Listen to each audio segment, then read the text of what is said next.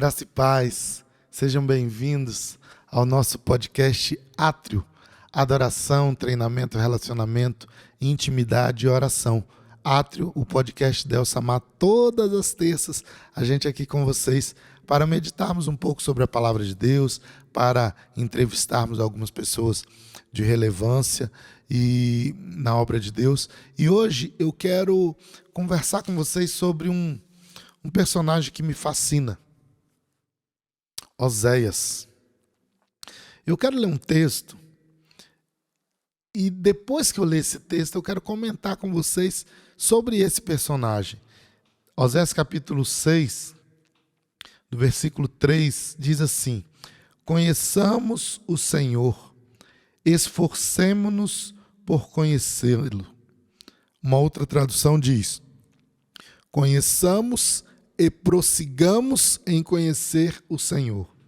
E aí o texto continua: tão certo como nasce o sol, ele aparecerá, virá para nós como as chuvas de inverno, como as chuvas de primavera que regam a terra. Eu confesso a vocês que toda vez que eu leio esse versículo, eu me sinto envergonhado. Por que envergonhado? Porque se você olhar a história de Oséias, você vai perceber que Oséias, ele era uma pessoa com profundo conhecimento de Deus. Para começo de conversa, Deus escolhe Oséias como profeta para ser o protagonista de uma analogia, de um teatro, de uma representação, mas um protagonista na vida real do amor de Deus pelo povo. Do amor de Deus pelo povo de Israel. Como se Deus chamasse Oséias e falasse assim: Oséias, é o seguinte, eu vou fazer uma peça, eu vou fazer uma representação e eu quero que você seja o personagem principal. E Oséias, tudo bem, Deus, o que eu vou fazer? Qual vai ser meu papel? Ele fala: você vai fazer Deus. E aí eu vou dizer uma coisa para você. Deus não escolheria qualquer um para representar a ele mesmo. Então ele escolhe Oséias por quê? Porque Oséias era um exemplo de obediência, um exemplo de santidade, um exemplo de integridade. Oséias caminha muito em obediência. Deus manda Oséias casar com uma prostituta. A Bíblia diz em Oséias, capítulo 1, uma mulher de prostituição, quer dizer, uma mulher que vinha com um histórico de prostituição. Oséias casa com essa mulher, Gomer, e ele tem 3 filhos com essa mulher, Jezreel, Loruama e Loami. E Loami significa não meu povo, o que deixa subentendido, né? Existem algumas interpretações, mas para mim deixa subentendido que não meu povo, Loami era filha ilegítima. Foi uma filha que Gomer teve fora do casamento. E aí Oséias coloca esse nome e Deus manda trocar o nome. Loruama significa desfavorecida ou não favorecida, e Loami significa não meu povo. E aí Deus fala: não, eu quero que você coloque o nome de Ruama, que é favorecida, e Ami, que é meu povo. Então Oséias assume aquilo em obediência. Depois Gomer volta para a prostituição, se torna uma mulher adúltera. Além de prostituta, agora uma adúltera. Deus chama Oséias e fala assim: olha, vai lá e busca Gomer e ama ela. Trate-a com amor. E aí Oséias vai pagar as dívidas de Gomer. Imagina o vizinho chamando Oséias falando assim: Oséias, ó, Gomer lá no prostíbulo lá onde ela estava lá se prostituindo, ela se endividou e ela vai ser levada como escrava.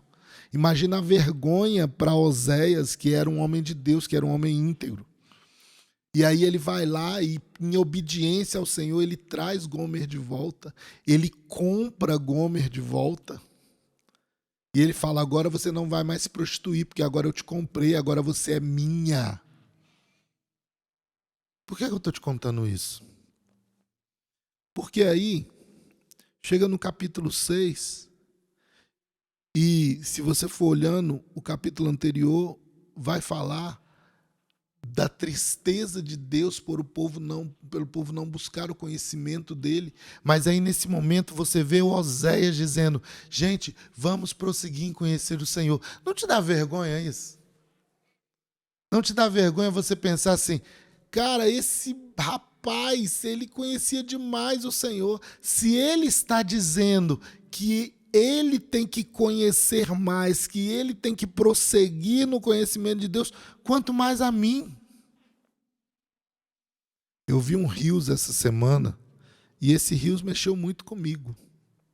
Porque no Rios, o pastor falava o seguinte, ele falava assim, olha, se você assistiu todas as temporadas de Game of Thrones, você já teria lido a Bíblia tantas vezes. Se você assistiu todas as temporadas da série Friends, você já teria lido a Bíblia 2 vezes. Se você assistiu todas as temporadas de Grey's Anatomy, você teria lido a Bíblia 10 vezes.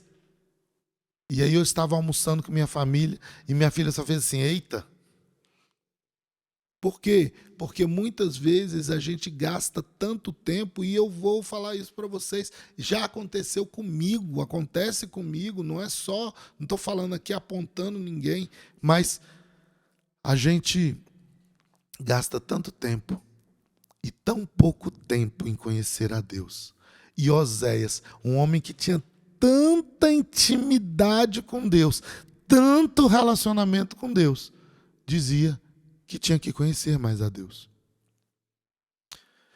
E o problema da gente não conhecer a Deus, o problema da gente não ter uma intimidade com Deus, é que a nossa vida ela se torna uma montanha-russa. Olha o que o versículo 4 diz. Que posso fazer com você, Efraim? Que posso fazer com você, Judá? Seu amor é como a neblina da manhã, como o primeiro orvalho que logo evapora. Era um amor superficial. Era um amor que não tinha profundidade. Era um amor que não tinha intensidade. Por quê? Por falta da busca do conhecimento de Deus. Se você é casado, você sabe disso.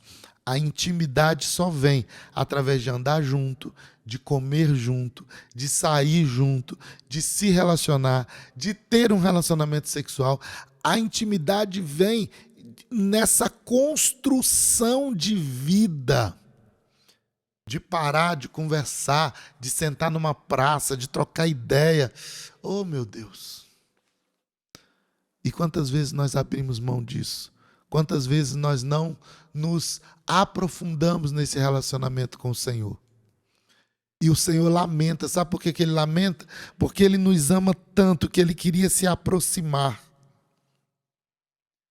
Talvez a maior frustração de Deus, se nós podemos humanizar um pouco Deus, né? Porque Deus não se frustra, mas se nós podemos humanizar um pouco mais a Deus, talvez a maior decepção de Deus foi não ter podido continuar todos os dias na viração do dia conversando com Adão. Todos os dias na viração do dia estabelecendo aquele relacionamento com Adão. E Deus quer reconstruir esse relacionamento conosco. Mas para isso, nós precisamos seguir o profeta Oséias, que mesmo já tendo tanta experiência com Deus, disse, conheçamos e prossigamos em conhecer o Senhor. Deus te abençoe.